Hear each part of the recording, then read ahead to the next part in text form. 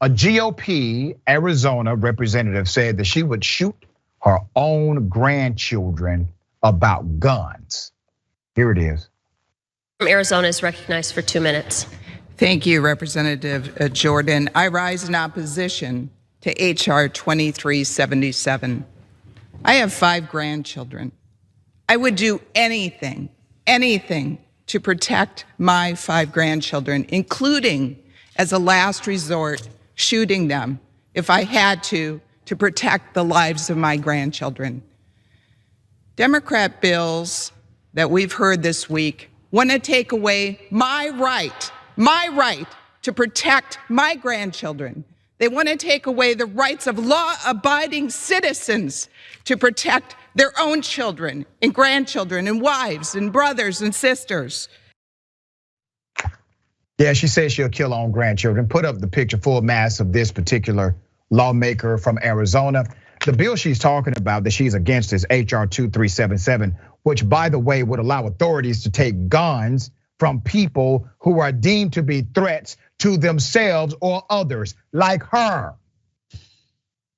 If the law is passed, damn it, she's the first one you need to disarm. She just said on a microphone she will kill her own grandchildren. I think she qualifies for 2377. Let's put up the tweet. She's trying to explain herself.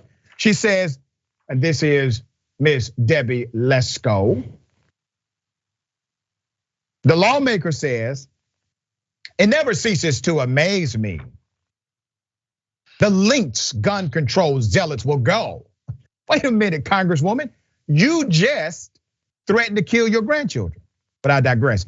They turned my speech about protecting Second Amendment rights and my right to protect my grandchildren from violent criminals into a claim I would harm my own grandchildren. Absolutely ridiculous. I wish a Karen would. Ma'am, your words betray you. Ms. Dahl, thoughts here? I don't know. I mean, we all heard her say what she said, and that made zero sense to me. They always say, the Democrats are coming to take our guns, and Republicans don't have a problem with doing what they want, right? With abortion laws, they didn't try to, make it reasonable restrictions.